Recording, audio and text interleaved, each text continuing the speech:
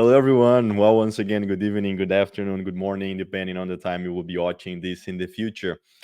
Today, I would like to share with you a bit on boosting team ownership and accountability using something that I fall in love years ago. That is 4DX, not a four dimensional experience, but four disciplines of execution method.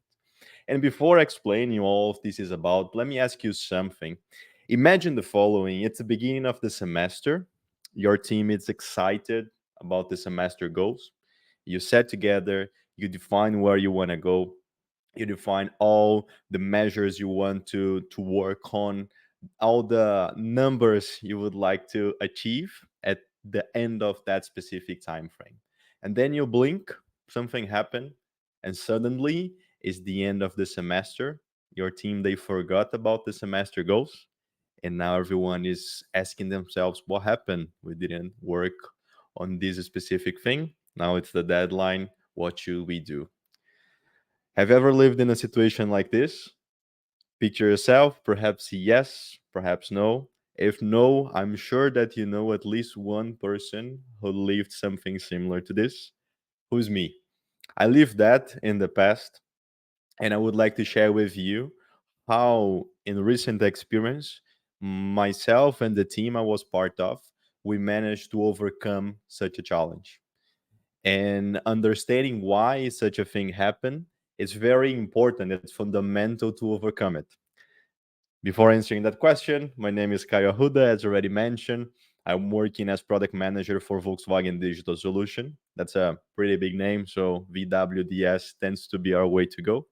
Working there for a while and sharing this experience that my team and myself lived in the previous months, last year, actually starting last year, sharing this a bit with you.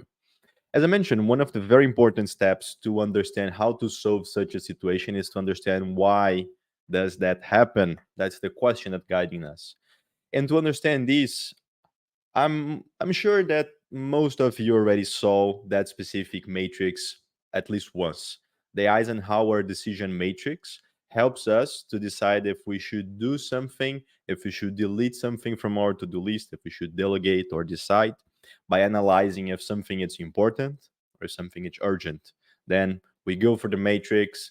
Theoretically, we should focus on distributing this, but in reality, it is that we focus on the urgent things. We are human beings. We are not super rational as the Matrix expect us to be. In the day to day, when your boss brings something to your table, when a fire is going on somewhere, you have a massive critical bug to fix, you need to put some energy on that specific topic, and suddenly you forget about what is important because the urgent is taking control over you. To make this more clear, a good way to separate both activities, imagine that you have the day to day activities that are the activities that act upon you, and you have the goals that you must act upon them. The day to day activities, are the urgent ones.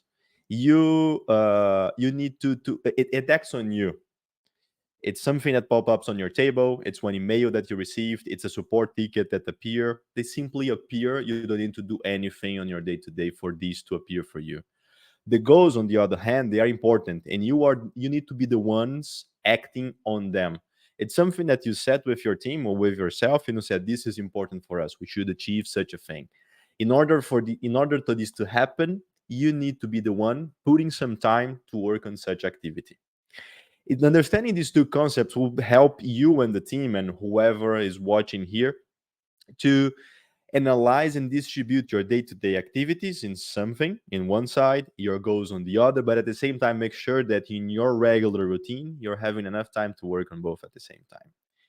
Because if you go to the crowd, to your team, and ask, for instance, what are your product goals, people may think about it, but if you ask specifically for them, okay, what are your personal goals, some of you may have an answer, the others may have defined something in January but now forgot about it, and some others, okay, I have this very clear in my mind. What is important is if you don't know where you're going, any role will take you there, right? So if you don't know your personal goals that you are aiming to achieve, okay, anything that appears on in front of you should work. your team, it's the same. If you don't divide with your team where you want to be, any road will take you there. And most important than this, it's making sure that you are constantly reviewing this. To make this more concrete, I would like to share with you the example from Indoor Viewer Portal, as we call it, IVP. That was a product, internal product I was working recently inside Volkswagen Digital Solution.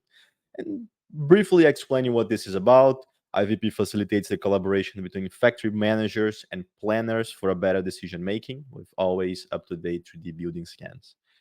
It's a Google Street View for VW factories. You could enter there and find some factories, have some digital data that would help you better, faster take some decisions. And what exactly did we do? Because if I'm coming here to share with you that we overcame this challenge, we did something differently. What happened is that we implemented the 4DX, the four disciplines of execution, in an adjusted way for product teams. And these four disciplines, they go from focus on the widely important to the cadence of accountability. And during this presentation, let me explain you a bit each one of them and practical tips on how we implemented those and the effects that they had on the team. The first one is focus on the widely important goals, the widely important ones. How this translates into the day to day. The first thing you need to keep in mind is your goals, they must be simple and focused. This means that it should not focus on how you're going to achieve something, rather on what you are focusing to achieve. Everyone involved, meaning everyone in your team, should be able to understand it. Maybe your mom doesn't need to understand what this is about, but your boss, your team, and people involved in that ecosystem, they should read these and okay, this is where you're pointing to, this is what you want to achieve. It's simple, it's focused, you can spread out there, people will read it and understand. Second one is your 100% focus must be on these objectives. They are the most important ones. If you define that something is your goal, it's your objective, it's something that you want to put some time on, it must be aligned with the expectation on top of you. Your team, your time should be put into this. That's your focus. Because if you define that your goal is to achieve A, but you know that your day to day people are asking you to deliver B, you need to make a decision, or you align with everyone that A is more important than B, or you shift that your goal should be more related to B. Third, you find somewhere in between to work on both at the same time. But this means that whatever is written there should translate your 100% focus. To make it more concrete, I will bring the example from IVP. Our team name was Bowfinch, and the goals that we defined for 2023, not specifically the whole year, but a specific time frame, they were split in three different ones. We had something focused on the user experience to make sure that even though this was an internal product, we had a very good user experience. Second one was related to the team. For us at Digital Solutions, it's very important to have a good team dynamic, and we wanted to keep that with some quantitative measures to ensure that we were going on a good track. And the third one was about value generation on a business side, definitely at the same time, user side, absolutely. And this is where the objectives that we define on a higher level. From these, we ended up defining specific measurable goals. For confidentiality reasons, of course, I couldn't share every single one of them, but here's just for you to have an idea. It's important to check it out that all of them, they have a very explicit from the beginning what we want to achieve and have a specific time frame as well. It's the end of the year, it's the end of the quarter, how that look like. Looking only at these, you may found this structure familiar, and is no surprise for anyone that this looks pretty similar to OKRs. On the top, you have the objectives, then you have the key result. I would say that the structure you're using for this doesn't matter. It can be OKR or any other objectives and goal framework that you would like to use. What is most important from the disciplines of execution, from the four ones, are what you're doing on your day to day. The structure really doesn't matter as long as you keep in mind that you should focus on the widely important ones. On our specific case, we had a workshop to define these. It took no more than 2-3 hours. We split it in 2 days, 1.5 one day, 1.5 in the other day, to make sure that everyone was involved and we were collecting the right inputs in order to do this, to have such a structure that everyone was happy with it. But this specific structure, these specific objectives and goals that we are having here, or objectives and key results, they have a problem. I will give you 5 seconds to look at this and guess what is the problem with such a thing. Thumbs up. Maybe not if not 5 seconds, but let's keep going on. And the problem here is that those points they are leg measures. And what does leg measure means? By this time, you probably heard about the concept of lead and leg measure. And this connects with the second discipline. You need to act on the lead measures. To make it more visual, you can imagine that the leg measures are those rocks, the lever are your lead measures. You can influence your lead measures, and by influencing the lead measures, you can predict the move of the leg measure. To make it more specific, we could imagine that if I want to lose weight, that's the classic example. My weight is a leg measure. I have X kilograms. I want to have X minus 5 kilograms. It takes a while for me to lose those 5 kilos. At the same time, it's easy for me to track how many times I go to the gym on a weekly basis. That's my lead measure. I know that if I go to the gym, let's say 5 times a week, this it's easily trackable because a week only have 7 days. I can constantly check if I'm going to 5 out of the 7, and I know that by frequently going to the gym, this helps me to move the rock. This helps me to lose weight and helps me to achieve my goal. This is about the second discipline, act on the lead measures. To bring to a more product related example, we can think about the following key result. Let's go with OKRs really. Let's say we want to go from 30 to 50 NPS score by December 2024, by the end of the year. The problem with such a quantitative objective with this key result is that we can only know if we achieve a 50 NPS score by December 2024 is in December 2024. So this means that in July, maybe I have already an NPS score of 70. But if it's December and my NPS score is 40, I didn't achieve my goal.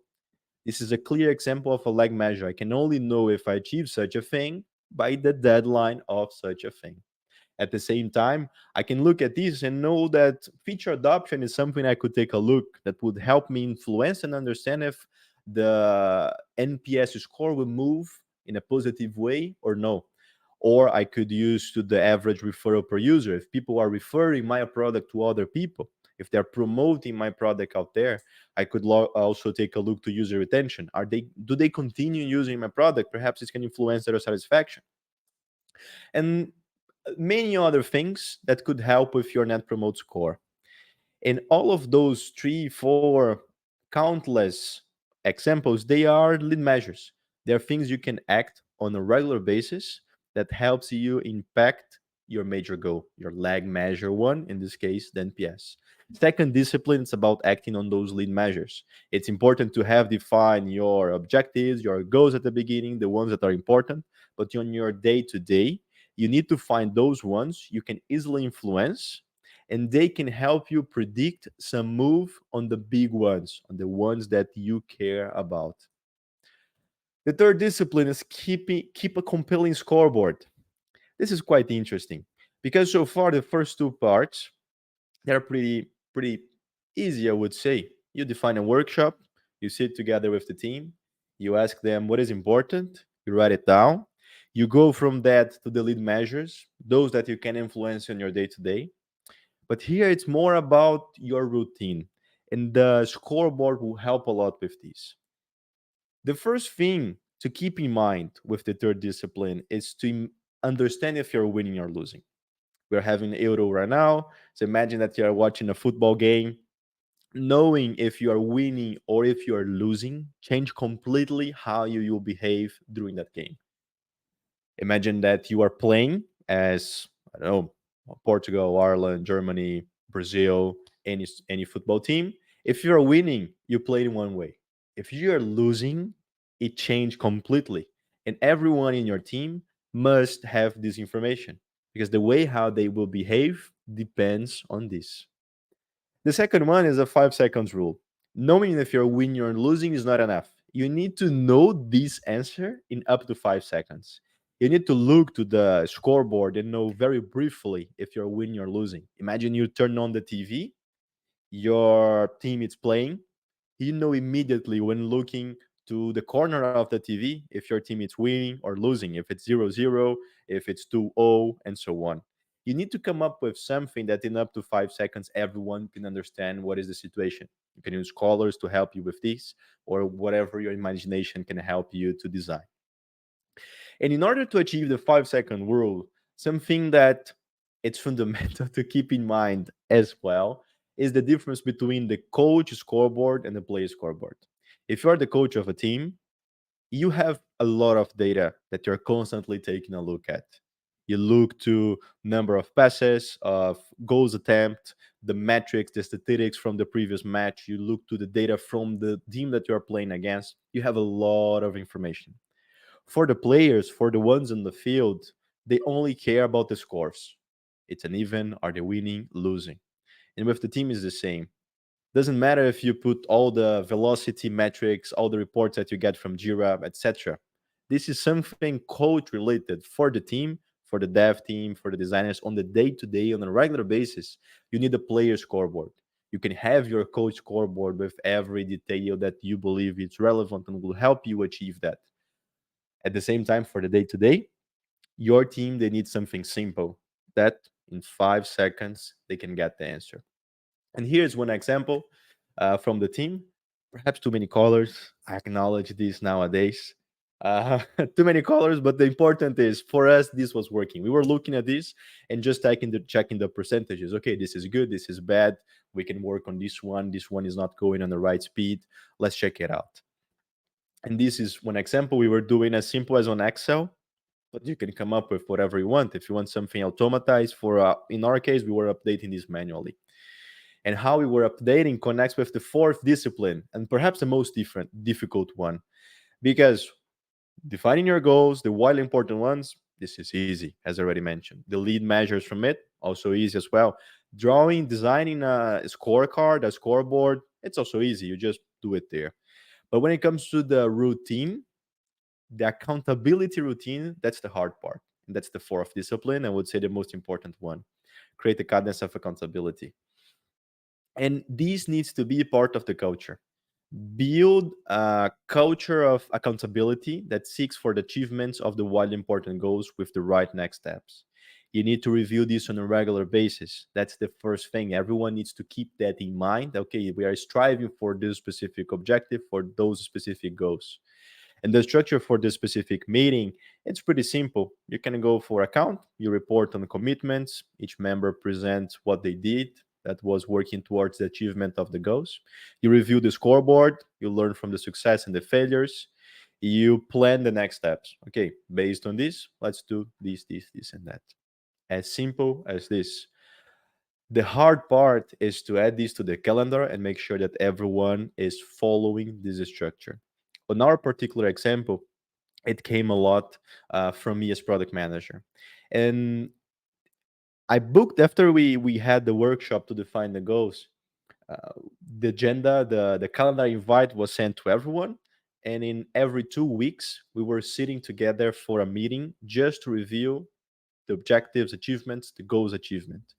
Was this accountability routine that we were having. It was a bi-weekly touch points every 2 weeks. And at the beginning, it's pretty hard because everyone goes immediately after the workshop. And 5 days, 1 week after the workshop, you don't have that many updates to give. The machine is still winning that momentum that you have, that initial friction to get the move. So what we did, we started using the meetings at the beginning for something that was connected with the goals achievement, but was not exactly. So we were using the meeting initially for two main things: to share key dates for the teams, to share announcements. Because I needed the team to create this routine of every 2 weeks we're sitting together to talk about something that is relevant for us. It's the goals, the objectives, and at the same time, key dates, announcements. Slowly, the team started to only talk about the goals because we ended up having more updates, more relevant updates about the goals that were worth it discussing. But to achieve this, I had to sit down and split the meeting between those 2 points: key days, announcements, other topics, and the goals. But after 1 month, yeah, 1 month, two meetings, the team, everyone was of purely talking about the objectives. They were purely talking about the goals. Important point is at the end of this definition process of your goals is to answer 4 questions. You design everything, you have the event, but make sure that once you define those specific objectives and goals, you know, by defining this, is the team aligned to those objectives? Will everyone work daily to ensure that these goals is achieved? If so, yeah, you can pass. This is a relevant goal. Second one, is it in the structure? You have the objectives and goal format that you can easily understand what's going on. If you have OKRs, that's your structure. That's it. If so, move ahead. Is it simple? Can everyone in all the levels of this organization understand this? If so, yes, that's clear. Let's go. And the last one, does it focus on what, not how? Don't say we want to and then describe how you're going to do that thing, but actually what you're looking for, what you want to achieve. Leave the how for the strategies. And at this moment, you may ask, okay, what were the results? Because I'm sharing all those tips, those 4 disciplines from the amazing book, 4 Disciplines of Execution. But what were the results? Initially we had more goals, but at the end, if you pay attention to one of the slides, some of the goals they were deprioritized. So we had at the end of our time frame 9 goals, and out of those 9, 8 were achieved and 6 were overly overachieved, so with more than 100% of achievement, which was amazing for us. On average we had 161% of goal achievement, and most importantly, out of these, the ownership within the team increased incredibly. Everyone was taking care of this. So if we had something more related to user experience, one developer was responsible, was driving that code. Not necessarily he was the one crafting it, acting on it, but at the same time, he was the one with the hat and making sure that no one in the team was forgetting about it. And this is bonus tip: make sure that every single objective and goal, actually goal that you have, key result if you're using OKR, have one person to drive it. It can be a developer, a designer. And if you can cross, if it's something more related to design, that usually a designer would take the lead. If you can put the developer to work on that, the designer will still be the responsible to do it, but the developer will be accountable. He or she has the responsibility to make sure that no one forgets about it. And the main learning after all of this, I can tell you that we keep using this structure, we keep using this with the other teams, end up moving team and going to a different challenge, and same structure is in place.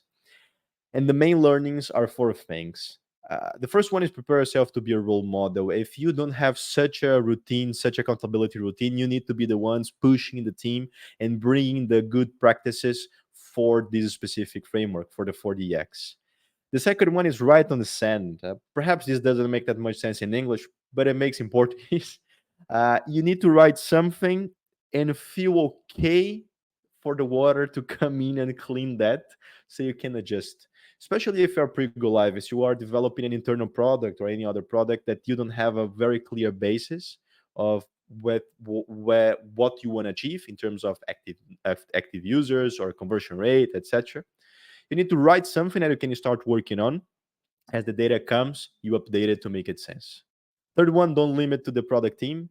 And this is connected with our context, but don't limit to the people really working core on that specific product. Involve the more people that you believe would make sense there, other departments, other people that have a take on that, because it will be important to have the buy-in from other people. And only keep the ones you can act on. That's a clear one. That don't add something to your OKRs or to your goals, to your objectives that depends exclusively on someone else, that you cannot do anything in order to impact that specific metric. Hope that you enjoyed. You can find more about me in this QR code. Thank you so much. And if you have any question, well, feel free to jump here, leave here in the comment section, or reach me out on LinkedIn, on Instagram, where I write content in Portuguese. If you speak Portuguese, we can also talk there. Thank you so much. That was wonderful. Thank you so much, Kyle. Really, really inspiring. Lots of questions, if you don't mind. So I'll jump straight into them because we won't get to all of them. The first one is around going back to point number two. So act on measures. How can you identify what are the levers? So the influencers. That's a good one. I would say if they're more related to product, uh, I'm just hearing myself here twice. But if they're related to product, this tends to be an easier one, I would say, because we have a lot of literature that will help you with such a thing. If you're talking about monthly active users, for instance, that is usually a metric that we tend to define. You can take a look to acquisition. You can take a look to churn and check out what are the metrics related to those ones. Something that perhaps can help also with this is to design a metrics tree or a constellation of metrics, because you will start seeing all the metrics related to each other. And by doing so, it may be easier for you to find the lead measures that will impact the important ones for you. When it comes to more technical ones, if you have something, or even financial ones, I always recommend to have someone good by your side before the workshop. So if you know that something more related to revenue will come, or to costs, it's important to have some perhaps lightning talks before, or just one-on-ones, to understand a bit more of what is going on. And on the technical side, if you have a tech lead in your team or a more senior dev, count on him or her to help you building up this metric constellation of metrics, or metrics tree, whatever name you want to call it. Fantastic. And can you give examples of how you and your team have worked in silos versus together? I'm assuming like that's more, how have you shifted from working in silos to more working together as a unit? Good one. I assume that here this is within the team, so a silo as individuals. So myself as product manager and the developer, I'm assuming that this is the silos. Something is important for me. It's every team I'm working on in the very first weeks. But if you didn't in the first week, there is no problem. I invite every single person to have a chat where I ask them two questions. The first one is, what is your story? And the second one is, how do you define your way of working? What is important for you? What you don't like? And if the person feels a little bit shy to share it, I start sharing myself, my story, where I'm from, where I study, what are my hobbies, what I like to do, and so on. This helps a lot to build this connection on a personal side. That for me, it's the basis for whatever will come later. Because once we establish this connection, it's easier to count on the other to achieve the professional objectives.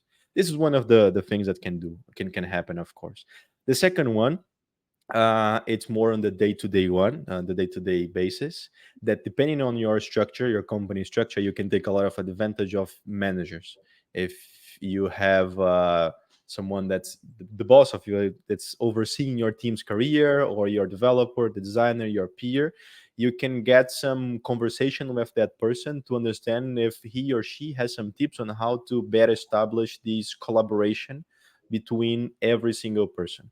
Because for me, it's important to make sure that the collaboration is happening on a one-on-one, so myself and the other person, and multiply these by every single person in the team, so the whole ecosystem as a team, it's happening in a smooth way. Love it. We don't have time for any more, and there's loads more in. But maybe online, if you could also touch on things like motivations of people are different. So how it's hard to motivate some people. That everyone has a different motivation or personalities or drive or rewards. So that could be another one to touch on as well. Kyle, that was really really fantastic. Thank you so much for that. And hope to see you again soon. My pleasure. Thank you so much, everyone, and also for the question. Reach me out, and hopefully I can clarify those missing ones. Thank you.